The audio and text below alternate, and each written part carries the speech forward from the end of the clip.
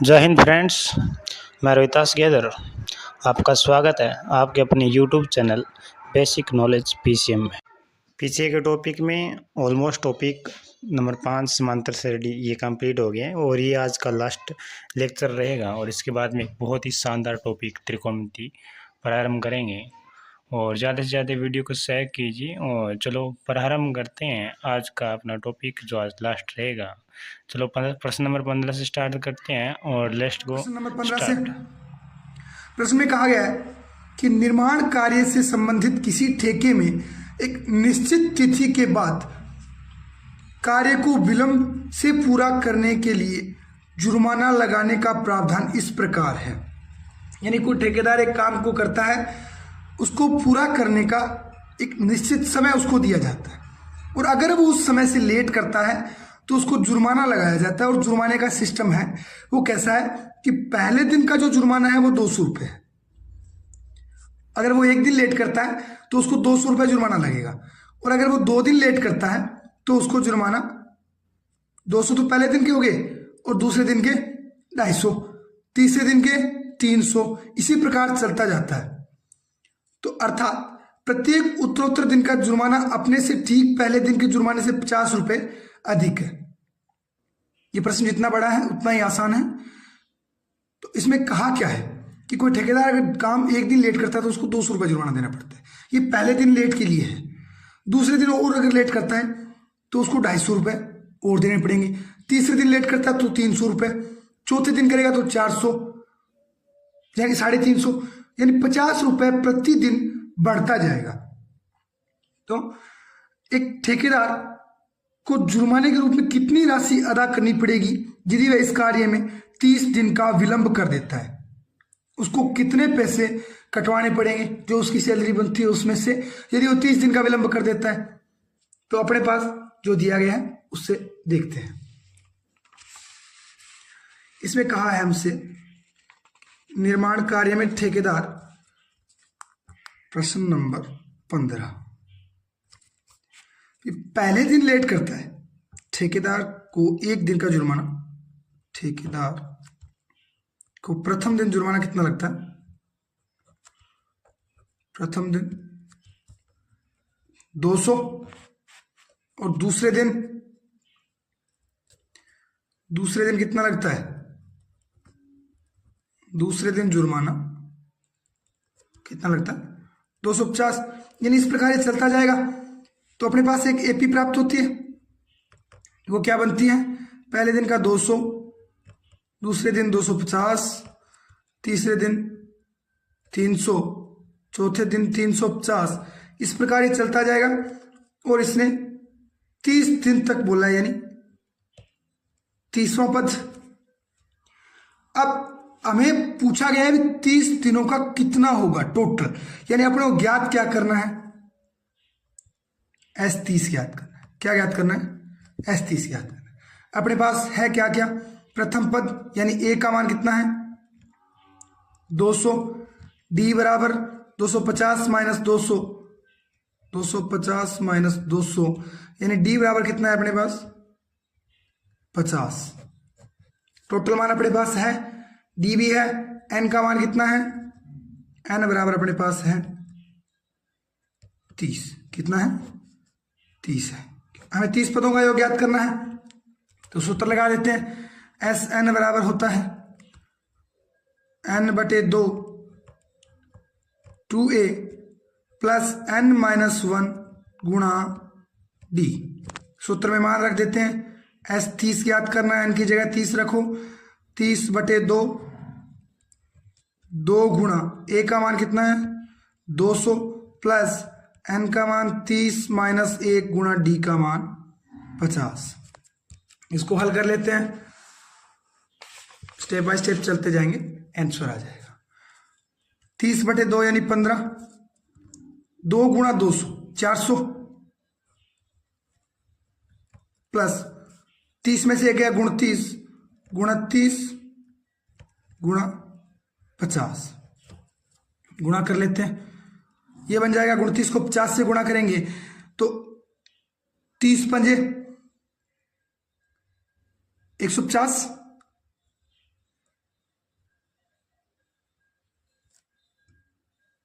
गुणा कर लेते हैं अलग से। देख 400 प्लस 9 पंजे 45, 9 पंजे 45, असल लगी 4। वैसे भी आप 1500 में से अगर 50 घटाएंगे तो 29 पंजे आ जाएंगे। 30 पंजे 150 होता है और एक जीरो यानी 1500, और 1500 में से आपको 50 घटाना है यानी कितना बचेगा 1450। कितना बन जाएगा 1450 और 400 1850 यानी 15 गुणा 1850। करते हैं इसको गुणा। 15 5 75, 5 असल लगी 7, 15 8 120 और 7 27, असल लगी 12, 15 कम 15 और 12 27 और एक जीरो ये लगा दो।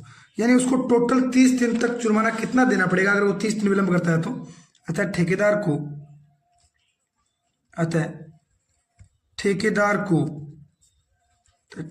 को 30 दिन विलंब करने पर 30 दिन विलंब करने पर 27,750 रुपए का जुर्माना देना होगा।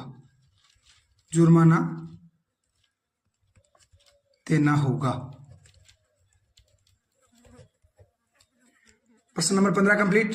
अब देखते हैं हमने प्रश्न संख्या 16। प्रश्न संख्या 16 में क्या कहा गया है इसके बारे में अपने आगे जो प्रश्न आ रहे हैं वो प्रश्न बड़े हैं लेकिन आंसर उनके बिल्कुल आसान है, एकदम इजी क्वेश्चन है। सबसे आसान प्रश्न है 15 से आगे वाले।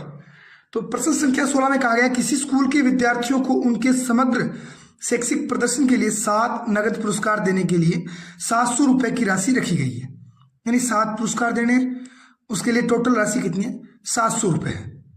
यदि प्रत्येक पुरस्कार अपने से ठीक पहले पुरस्कार से 20 रुपए कम है, यानी जो भी फर्स्ट पोजीशन को प्राइज मिल रहा है उससे सेकंड पोजीशन को जो प्राइज मिलेगा वो 20 रुपए कम है, तो प्रत्येक पुरस्कार का मान ज्ञात कीजिए। तो अपने मान लेते हैं कि जो फर्स्ट पे आ रहा है उसको प्राइज में ए कोई भी राशि मिल रही है, वो ए राशि मिल रही है। क्या मिल रही है? माना प्रथम प्राइज क्या हो जाएगा? प्रथम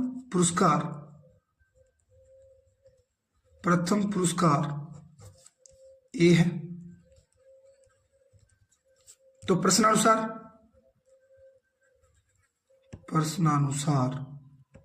क्या हो जाएगा? प्रथम ए हो गया, दूसरा क्या हो जाएगा? ए माइनस 20, 20 रुपए कम है पहले पुरस्कार से दूसरा। तो तीसरा क्या हो जाएगा? ए माइनस 20 और 20 40, ए माइनस 40 तीसरा हो जाएगा, ए माइनस 40 चौथा हो जाएगा। इससे 20 और कम करेंगे तो ए माइनस 60। यानी इस प्रकार ये चलता जाएगा और लास्ट में इसका 7वां पद हमें मिल जाएगा। अब हमें क्या करना है? इसके 7 पदों का योग हमें दिया हुआ है। कितना दिया है? 700। तो आप इससे अब प्रथम पद यानी ए का मान आप निकाल सकते हो। ए का मान अपने पास ए ही है, प्रथम पद ए ही है। आप लिख सकते हो उसके 7 के 7 पद और ए वाला सूत्र बीच में लगा सकते हो। यानी क्या हो गया? 1 2 3 4 लास्ट हो जाएगा। इसके आगे वाला ए 80, ए माइनस 100 और 1 2 3 4 5 6 और लास्ट क्या हो जाएगा? ए माइनस 120। यानी अपने पास 7 पद भी आ चुके हैं और हमें योग भी दिया गया है।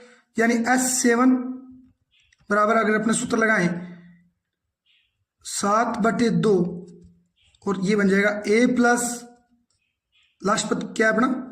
ए माइनस 120। S7 का मान हमें कितना दिया गया है? टोटल राशि कितनी है? 700 रुपये। यानी 700 बराबर 7/2 ये बन जाएगा 2a माइनस 120। यहां से अगर आप 2 कॉमन लोगे 2 बाहर आ जाएगा, यानी ये बन जाएगा 700 बराबर 7/2 गुणा 2 बाहर आ गया, अंदर बचा a माइनस 60, यानी a माइनस 60 बचा। अब ये 2 से 2 कट जाएगा, ये उधर जाएगा तो ये बन जाएगा 7 गुणा में भाग में जाएगा, यानी बन जाएगा बराबर 700/7 बराबर क्या है? a minus 60। अब 700 में 7 का भाग दोगे तो ये बनेगा a माइनस 60 बराबर 700 में 7 का भाग दोगे 100, माइनस का 60 दूसरी साइड जाएगा प्लस में, तो a बराबर कितना बन जाएगा 100 प्लस 60, यानी a बराबर कितना आ गया 160। अब अपने पास जो प्रथम पुरस्कार था, यानी जो प्रथम पुरस्कार a था वो कितना आ चुका है 60, और हमें इसमें ज्ञात क्या करना है, प्रत्येक पुरस्कार का मान ज्ञात कीजिए। तो पहला अगर 160 है, अतः प्रत्येक पुरस्कार क्या हो जाएंगे, पहला 160 है, दूसरा इससे 20 कम है यानी 140, फिर इससे 20 कम है 120, 100, 80, 60, कितने हो गए 3 6 हो गए, और एक लास्ट क्या हो जाएगा 40 होंगे। ये अपने प्रत्येक पुरस्कार आ चुके हैं। हमें 7 जो भी टोटल राशि थी, यानी टोटल पुरस्कारों का उसी में तो डिवाइड किया गया था, 700 रुपये को बांटा ही तो गया था, तो अपने प्रथम मान लेते हैं ए, और उसके बाद प्रत्येक को 20-20 कम करते जाएंगे, अपने पास एपी मिल जाएगी, और उससे हमने एन का मान जो प्रथम पद है उसका मान निकाल लेंगे। अब देखते हैं प्रश्न संख्या 17। प्रश्न संख्या 17 में क्या कहा गया है। प्रश्न नंबर 17, एक स्कूल के विद्यार्थियों ने वायु प्रदूषण कम करने के लिए स्कूल के अंदर और बाहर पेड़ लगाने के बारे में सोचा। विद्यार्थी थे, उन्होंने सोचा वायु प्रदूषण है उसको कम करते हैं, तो उनके दिमाग में एक आइडिया आया कि पेड़ लगाते हैं, स्कूल के अंदर भी लगाते हैं और बाहर भी लगाते हैं। तो यह निर्णय लिया गया कि प्रत्येक कक्षा का प्रत्येक अनुभाग अपनी कक्षा की संख्या के बराबर पेड़ लगाएगा। कैसे, अगर पहली कक्षा है तो वो 1 पेड़ लगाएगी, कक्षा नंबर 1 यानी पेड़ 1 लगाएगी, कक्षा नंबर 2 दूसरी कक्षा यानी 2 पेड़ लगाएगी, तीसरी यानी 3 लगाएगी, चौथी यानी 4, पांचवी 5, छठी 6, और प्रत्येक अनुभाग जिस कक्षा में यानी विद्यार्थी 100 प्लस हो गए या 200 प्लस हो गए, तो उस कक्षा को कैसे एडजस्ट करेंगे, एक रूम में तो वो आएंगे नहीं, यानी उनको पार्ट्स में बांट देंगे, भाग ए, भाग बी, भाग सी में। जैसे 150 विद्यार्थी हो गए तो कमरे में 50 बच्चे पढ़ाए जा सकते हैं आराम से, तो उनको 3 भाग में बांट दिया जाता है। जैसे कक्षा प्रथम का अनुभाग ए, कक्षा प्रथम का अनुभाग बी, और प्रथम कक्षा का भाग सी, यानी इस प्रकार उनको बांट दिया जाता है। 4, 5 कितने भी भाग में बांटा जा सकता है। आगे देखते हैं प्रश्न में क्या कहा गया। प्रत्येक कक्षा का प्रत्येक अनुभाग अपनी कक्षा की संख्या के बराबर पेड़ लगाएगा, यानी पहले में तो 1 लगाएगा और 12वीं में तो 12 लगाएगा। उदाहरणार्थ इसमें बताया भी गया, कक्षा 1 का अनुभाग 1 यानी जो भी उसका पार्ट 1 है वो 1 पेड़ लगाएगा, कक्षा 2 का अनुभाग 2 लगाएगा, और कक्षा 3 का 1 अनुभाग 3 पेड़ लगाएगा, इत्यादि। और ऐसा कक्षा 12 तक के लिए चलता है, यानी जितनी कक्षाएं हैं उस विद्यालय में सब कक्षाओं के लिए चलता है। मान लो 12वीं तक का विद्यालय है और 12 के 12 तक चलता है। प्रत्येक कक्षा के 3 अनुभाग है, देख लो प्रत्येक कक्षा को 3 पार्ट्स में डिवाइड किया गया है, यानी भाग फर्स्ट, भाग सेकंड, यानी 3 सेक्शन में बांटा गया कक्षा को। प्रत्येक कक्षा के 3 अनुभाग है, यानी पार्ट ए, पार्ट बी और पार्ट सी, और प्रत्येक अनुभाग 1 पेड़ लगा रहा है, तो पहली कक्षा के कितने पेड़ हो जाएंगे 3, इसी प्रकार दूसरी के 3, तीसरी के 3, चौथी के 3, यानी प्रत्येक कक्षा के 3 अनुभाग है, यानी प्रत्येक से तीनों के विद्यार्थी हो, जैसे 2 के पहले भाग के भी 2 लगाएंगे, दूसरे भाग के भी 2 लगाएंगे, और तीसरे भाग के भी 2 लगाएंगे। तो इस स्कूल के विद्यार्थियों द्वारा लगाए गए कुल पेड़ों की संख्या कितनी होगी। चलो करते हैं इसको, देखते हैं कैसे करेंगे। जैसे हमें प्रश्न में कहा गया है नंबर 17, कोई विद्यालय है, उसमें स्कूल के विद्यार्थियों ने माना पहली कक्षा के विद्यार्थी, मानना क्या है भाई जायजी, माना पहली कक्षा के विद्यार्थी,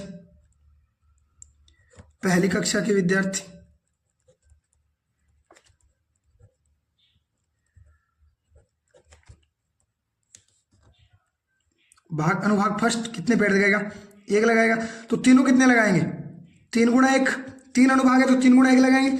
इसी प्रकार प्रत्येक कक्षा चलता जाएगा, तो अपने पास एक एपी बन के आएगी, वो क्या आएगी 3 तो बाहर आ जाएगा क्योंकि सभी कक्षाओं के अनुभाग कितने हैं 3, और अंदर एक एपी बन जाएगी। पहली कक्षा के 1 लगाएंगे, दूसरी के 2, तीसरी वाले 3, चौथी वाले 4, और ऐसे चलते चलते कक्षा 12 तक लगाते जाएंगे। प्रत्येक के अनुभाग 3 है, प्रत्येक के अनुभाग 3 है। आप इसको ऐसे भी लिख सकते हो, जैसे प्रथम कक्षा के कितने हो जाएंगे, 3 अनुभाग है और एक अनुभाग 1 लगाता है, यानी 3 अनुभाग 3 लगाएंगे।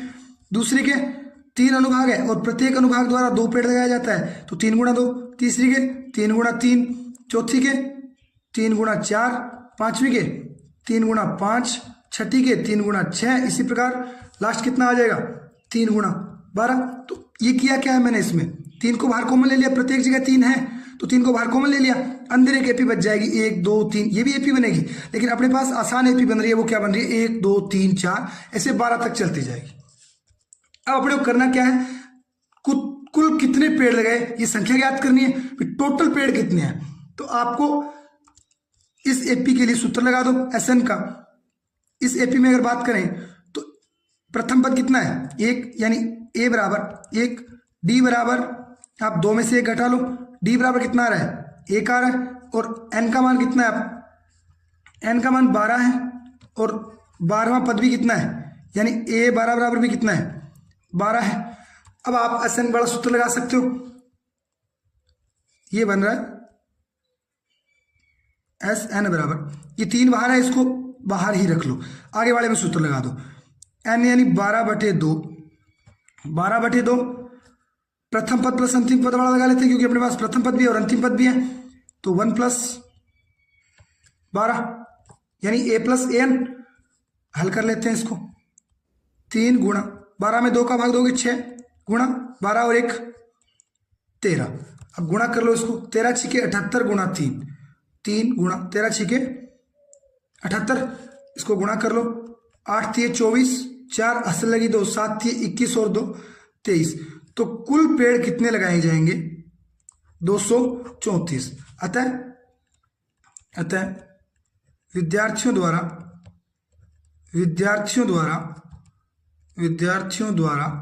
कुल 234 पेड़ लगाए जाएंगे। ये प्रश्न जितने बड़े दिख रहे हैं आंसर उतने ही छोटे हैं, कुछ नहीं करना इनमें, आसान सी एपी बन रही है, उसके अन्य पदों का योग ज्ञात करना है। उम्मीद करता हूं प्रश्न समझ में आया होगा। चलते हैं प्रश्न संख्या 18 की तरफ। प्रश्न नंबर 18 भी काफी बड़ा प्रश्न है, यानी प्रश्न बड़ा है, आंसर जितना प्रश्न बड़ा है उतना ही छोटा है। प्रश्न को हम बुक की मदद से देखते हैं। प्रश्न में दिया गया है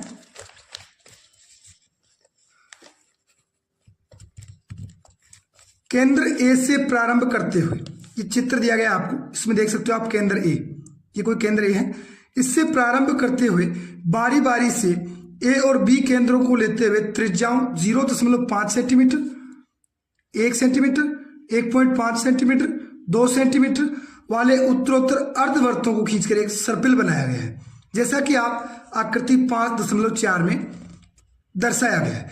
13 क्रमागत अर्धवृत्तों से बने इस सर्पिल की कुल लंबाई क्या है, जबकि आपको पाई बराबर कितना लेना है, 22/7 लेना है, और संकेत दिया गया आपको क्रमशः केंद्रों ए बी वाले अर्धवृत्तों की लंबाइयां L1, L2, L3, L4 है।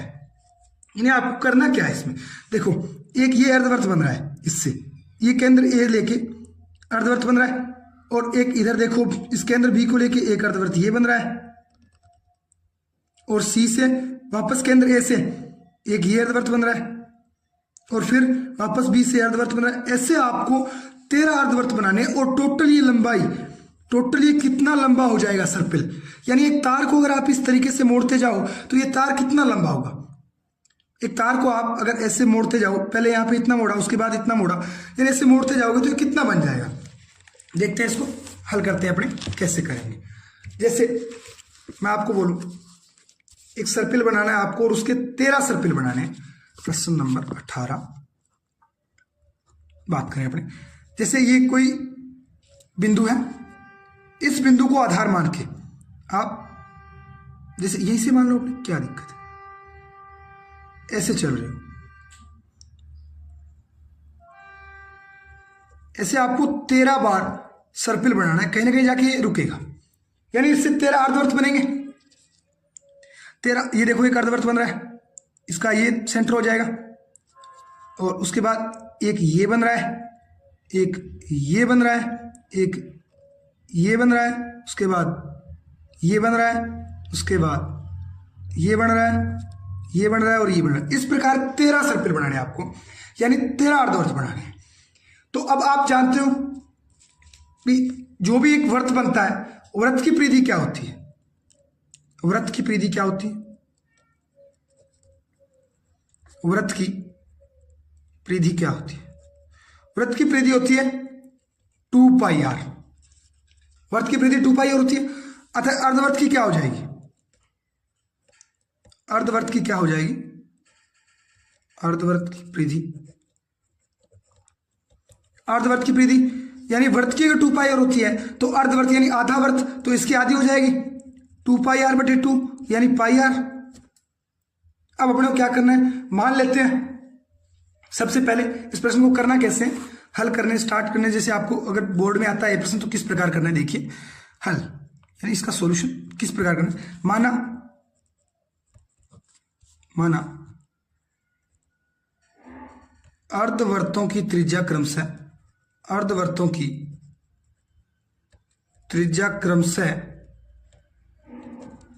R1, R2, R3 इस प्रकार कहां तक हो जाएगी, यानी 13 अर्धवर्त है तो 13 R13 है, आपने मान ली कितनी है R13।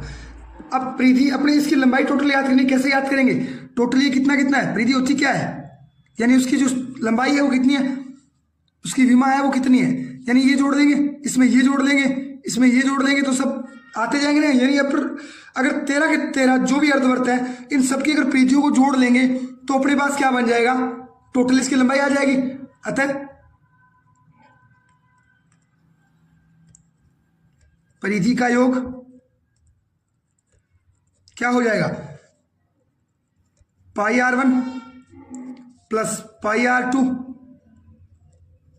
Plus pi R3 plus pi R4, इस प्रकार ये पाई R13 तक चलेगा। टोटल परिधियों का अगर अपने योग कर लेंगे तो इसकी लंबाई आ जाएगी अपने पास। अब सब में पाई है तो पाई को बाहर कॉमन ले लो, यानी ये क्या बन जाएगा पाई, अंदर क्या बचेगा R1 plus R2 plus R3 plus R4, और इस प्रकार ये कहां तक जाएगा R13 तक जाएगा। अब आप इसमें से क्या कर सकते हो, प्रश्न में हमें दिया गया है त्रिज्याएं कितनी है, प्रथम की त्रिज्या हमें दी गई है, प्रथम की त्रिज्या है यानी R1 का मान कितना दिया हमें 0.5, R2 का मान हमें दिया गया है 1.0, R3 का मान दिया है हमें 1.5। आप देख सकते हो प्रश्न में त्रिज्याएं दी गई है 0.5, 1, 1.5, 2, 0, इसी प्रकार ये चलती जा रही है, यानी त्रिज्याएं क्या हो जाएगी अपने पास, R3 का मान कितना है 2.0, इस प्रकार ये चल रही है। अब ये मान हम इसमें अगर रखेंगे तो अपने पास एक AP बन जाएगी, वो बनेगी पाई, और अंदर ये मान रखते जाओ 0.5 प्लस 1.0 प्लस 1. माफी चाहूंगा यहाँ पे 1.5 था, 1.5 प्लस 2.0, इस प्रकार ये N13 तक चलेगी, यानी 13वें पद तक ये चलेगी। अब आप अगर ध्यान से देखोगे तो ये आपको एक AP मिल चुकी है। अब इसमें क्या हो जाएगा, AP में A बराबर कितना है 0.5, D बराबर कितना है, एक में से 0.5 जाएगा तो क्या बनेगा 0.5, और N बराबर हमें कितना दिया गया है, कितने सर्पिल थे 13। अब अपने पास टोटल मान आ चुके हैं। अब अगर अपने SN वाला सूत्र लगाएंगे तो जो तार की लंबाई है यानी जो टोटल योग है वो अपने पास आ जाएगा। अतः SN बराबर यानी 13 पदों का योग ज्ञात करना है, सूत्र लगा सकते हैं S13 बराबर, ये पाई बाहर है इसको रहने दो, N/2 यानी 13/2, 2A यानी 2 इंटू 0.5 प्लस N यानी 13 - 1 गुणा 0.5, और इसको ब्रैकेट में बंद कर ले। अब इसको हल करते हैं, पाई ऐसे ही रहने दो, 13/2 2 का गुणा 0.5 के साथ करेंगे क्या बन जाएगा 1, प्लस 13 में से 1 जाएगा 12, 12 का गुणा अपने आधे के साथ यानी 0.5 के साथ करेंगे, ये बन जाएगा 6। तो अब अपने पास क्या बन जाएगा, पाई का मान रख लेते हैं, प्रश्न में दिया गया 22/7, तो 22/7 गुणा 13/2 गुणा 6 और 1 7, 7 से 7 कट जाएगा, 22 में 11 बार जाएगा, यानी अपने पास टोटल S13 बराबर कितना आ जाएगा 11 गुणा 13। तो 11 गुणा 13 कितना होता है, S13 बराबर आ जाएगा अपने पास 130 और 13 143। तो टोटल तार की लंबाई कितनी आ जाएगी, अतः सर्पिल की लंबाई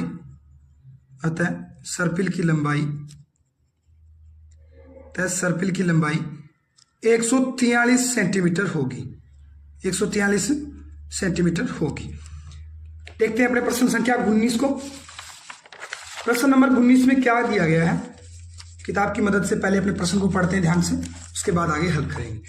प्रश्न में हमें दिया गया है 200 लट्ठों की ढेरी, यानी इस प्रकार की ये लठ है, किसी भी प्रकार की लकड़ी के 200 लट्ठों को ढेरी के रूप में इस प्रकार रखा जाता है कि सबसे नीचे वाली पंक्ति में 20 लट्ठे हैं, यानी इस पंक्ति में कितने हैं 20 है, उससे अगली पंक्ति में 19 लट्ठे हैं, यानी ये जो दूसरी पंक्ति है इसमें कितने 19 है, और उससे अगली पंक्ति में 18 लट्ठे हैं, यानी इसमें कितने 18 लट्ठे हैं इत्यादि, यानी इस प्रकार दिए गए हैं आपको, ऊपर चलता जाएगा।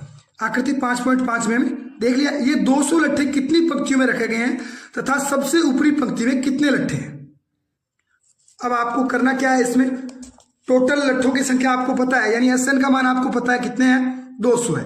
प्रथम पद आपको दिया हुआ है 20, आप इसमें AP बना सकते हो। प्रथम ढेरी में लट्ठों की संख्या, प्रश्न नंबर 19, प्रथम ढेरी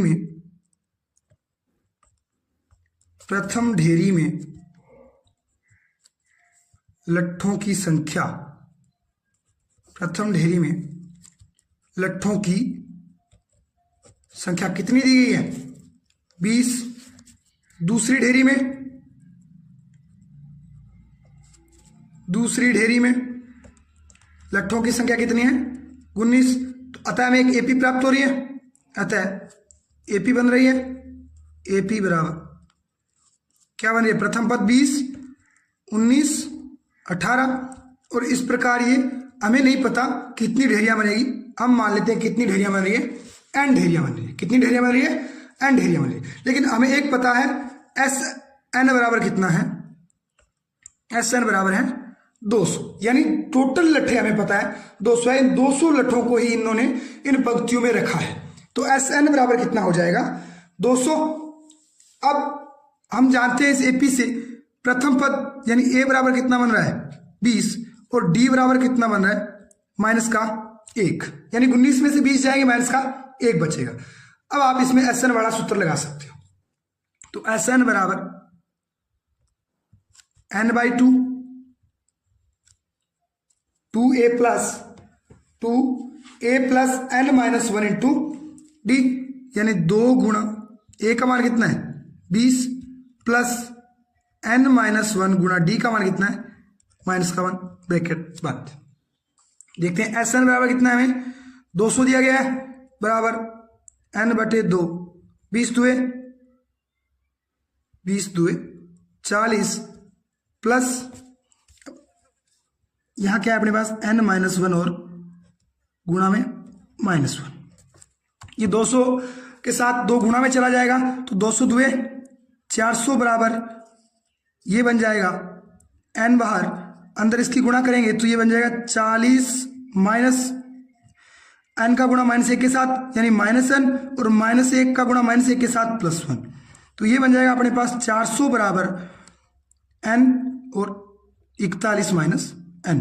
अब इसकी गुणा अंदर करवा देते हैं N की, तो अपने पास एक द्विघात समीकरण बन जाएगी, बना लेते हैं द्विघात समीकरण, यानी 400 बराबर 41N माइनस N², एक साइड लेके चलते हैं, इसको उधर लेके जाएंगे तो ये बन जाएगा N² माइनस 41N प्लस 400 बराबर 0। अब अपने पास एक द्विघात समीकरण बन चुकी है, इसके मूल ज्ञात करने का अपने पास गुणनखंड विधि सबसे उचित विधि होती है। तो 41 के अपने को ऐसे 2 टुकड़े करने हैं, 41 के अपने को 2 टुकड़े ऐसे करने हैं जिनका जोड़ कितना है, माइनस का 41 है, माइनस का 41 आए और गुणा कितना है 400। तो आप देखते होंगे 25 और 16 कितने होते हैं, 41 होते हैं। अगर आप -25 और माइनस के 16 लेते हैं तो इनका जोड़ कितना बनता है, माइनस का 41 होता है। और गुणा भी करके देख लो इनका, 16 पंजू 80, 80 लगे 8, 16 तो 32 और 8 40, माइनस माइनस प्लस, यानी गुणा कितना बन रहा है 400। यानी अपने पास ऐसे 2 टुकड़े क्या आ जाएंगे, -25 और माइनस का 16। तो अब आप इसको आगे हल कर सकते हो, यानी n² minus 16n minus 25n plus के 400 बराबर 0। अब इसमें आपको देखना है कॉमन क्या आ रहा है दोनों जोड़ों में। पहले वाले जोड़ में क्या कॉमन आ रहा है, n कॉमन आ रहा है, अंदर क्या बचेगा n माइनस 16, और इधर आप -25 कॉमन लोगे तो अंदर क्या बचेगा n माइनस 16 बराबर क्या है 0। अब आपके पास 2 गुणनखंड बन चुके हैं, क्या बने, एक तो बना है n माइनस 16 और एक बना है n माइनस 25। अब दोनों के बराबर 0 रखते हैं तो पहला अपने पास क्या बन जाएगा n माइनस 16 बराबर 0, और दूसरा अपने पास बन जाएगा n माइनस 25 बराबर 0। अब इससे आप करोगे तो n बराबर एक तो आएगा 16 और एक n बराबर आएगा 25, यानी 2 ढेरी आ गई। अब देखते हैं, हमें ज्ञात भी करना है कौन सी ढेरी में कितने पद है, अंतिम ढेरी में कितने पद है, यानी कितने लट्ठे हैं उसमें। तो अपने एक बार 16 से ज्ञात करते हैं, यानी a 16 ज्ञात करते हैं। अपने पास a का मान कितना था, a का मान था 20 प्लस 16 माइनस 1 यानी 15 गुना d का मान कितना था अपने पास -1, यानी बन रहा है अपने पास a 16, यानी अंतिम ढेरी का मान बन रहा है अपने पास 20, 15 का -1 के साथ गुणा करेंगे ये बन जाएगा माइनस का 15। तो a 16 अपने पास कितना आ रहा है 5 आ रहा है, यानी इनके अकॉर्डिंग अगर अपने n बराबर 16 लेते हैं, तो अगर अपनी ढेरियों की संख्या 16 लेते हैं तो अंतिम ढेरी में कितने लट्ठे होंगे, 5 लट्ठे होंगे। अब इससे चेक करते हैं 2 आंसर कैसे संभव है, ढेरियां 2 थोड़ी होगी, ढेरी तो एक ही होगी। इससे चेक करते हैं, यानी अगर अपने a 25 ज्ञात करते हैं तो a प्लस a का मान कितना है 20 प्लस 25 में से 1 गया 24 गुणा -1 d का मान ये रखेंगे, तब अपने पास बनेगा 20, 24 का गुणा -1 से करेंगे -24, ये आ रहा अपने पास -4। क्या लट्ठे हैं वो माइनस में हो सकते हैं, ये -4 लट्ठे कभी सुना है आपने, तो ये मान संभव नहीं है, क्योंकि लट्ठों की संख्या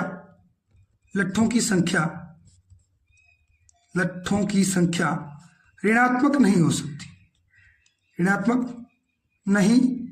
हो सकती, अतः n बराबर 16 होगा, यानी टोटल 16 ढेरियां होगी और अंतिम ढेरी में कितने होंगे लट्ठे, 5 लट्ठे होंगे। चलते हैं प्रश्न संख्या 20 की तरफ। प्रश्न नंबर 20 में क्या कहा गया, आज अपने 5.3 पूरी कर लेंगे और उसके बाद नेक्स्ट त्रिकोणमिति प्रश्नावली स्टार्ट करेंगे, जो सबसे बच्चों के लिए ऐसा मानना होता है कि सबसे मुश्किल प्रश्नावली है, लेकिन सबसे आसान प्रश्नावली त्रिकोणमिति ही होती है। अपने एकदम बेसिक से लेके पढ़ेंगे, तो जुड़े रहना आप, यूट्यूब से प्रत्येक प्रश्नावली करवाई जाएगी बिल्कुल एकदम इजी स्टेप्स के साथ।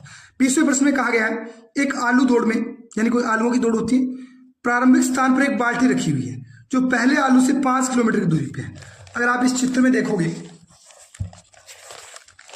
अगर आप देखोगे तो ये देख लिए एक बाल्टी, शुरुआत में एक बाल्टी रखी हुई है और पहला आलू यहाँ पे है, यहां से 5 मीटर की दूरी पे है, दूसरा आलू यहाँ पे है 3 मीटर, इससे 3 मीटर आगे है, तो ये टोटल कितनी हो जाएगी 8 मीटर, ये फिर इससे 3, यानी ये टोटल कितनी हो जाएगी 11, ये इससे 3, इस प्रकार प्रत्येक आलू के बीच में 3-3 मीटर की दूरी देके 10 आलू रखे गए हैं।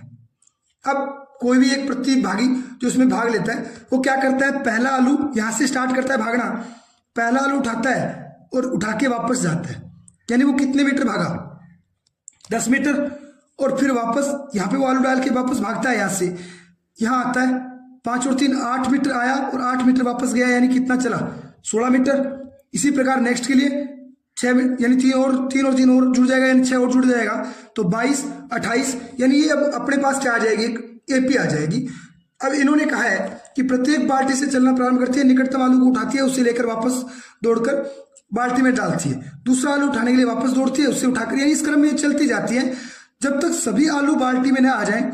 इसमें प्रतियोगी को कुल कितनी दूरी दौड़नी पड़ेगी, यानी अपने को टोटल दूरी ज्ञात करनी है। 10 आलू उठाने में उसको कितनी बार दौड़ना पड़ा, ये दूरी हमें ज्ञात करनी। तो कैसे करेंगे देखते हैं, अपने बनाते हैं पहले तो इसका ये जो सिस्टम चल रहा है ये बनाते हैं, कैसे वो दौड़ के जाते हैं और कैसे वापस आते हैं। जैसे मान लेते हैं अपने पास ये एक बाल्टी, पहला आलू रखा हुआ है 5 मीटर, दूसरा आलू इससे 3 मीटर की दूरी पे है, तीसरा इससे 3, इस प्रकार आगे से चलता जा रहा है। और उसने आलू कितने रखे, टोटल 10 आलू रखे।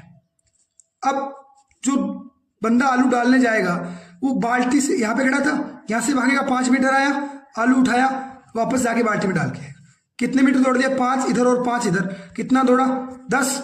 इसी प्रकार नेक्स्ट यहाँ से वापस स्टार्ट करेगा, 5 और 3 8 आया, और 8 वापस गया, कितना दौड़ेगा, 16। यानी इस प्रकार ये बंदा प्रत्येक बार 6 मीटर एक्स्ट्रा जोड़ता जाएगा। तो अपने पास एपी क्या बन जाएगी, पहली बारे में दौड़ा 10, 16, 22, 6, 28, यानी इस प्रकार ये चलता जाएगा। 10 आलू उठाने, इसको अपने अंतिम पद भी बना सकते हैं, 10, 16, 22, 28, 28 और 6 34, 6 40, 6 46, कितने हो गए, 3 3 6 7, 46 6 52, 6 58, 3 3 6 3 9, 58 और 6 64, यानी अंतिम आलू उठाने के लिए उसको कितना दौड़ना पड़ेगा, 64 मीटर दौड़ना पड़ेगा। कितने मीटर दौड़ना पड़ेगा, 64 मीटर दौड़ना पड़ेगा। तब अपने पास एक एपी बन चुकी है, इसमें टोटल 10 पद है। अब इसमें आप एन का सूत्र लगा दीजिए, ये नंबर 20 है।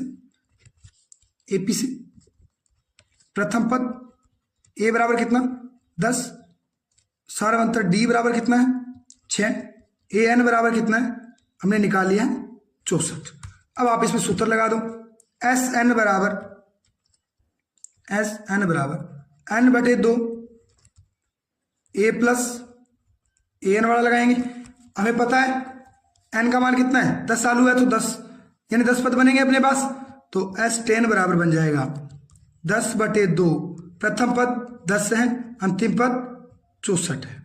ये बन जाएगा 10 में 2 का भाग दोगे 5 बार जाएगा, तो एस 10 अपने पास कितना आ जाएगा, एस 10 बराबर बन जाएगा अपने पास 5 गुणा 64 और 10 74, इसको गुणा करेंगे तो एस 10 बराबर आ जाएगा 350 और 20 370, यानी प्रतिभागी टोटल 370 मीटर दौड़ करेगा। तो 5.3 प्रश्नावली अपनी पूरी हो चुकी है। टोटल 20 के 20 प्रश्न, इसमें 20 प्रश्न थे, हमने हल कर लिए हैं। अब अपने नेक्स्ट त्रिकोणमिति प्रश्नावली स्टार्ट करेंगे।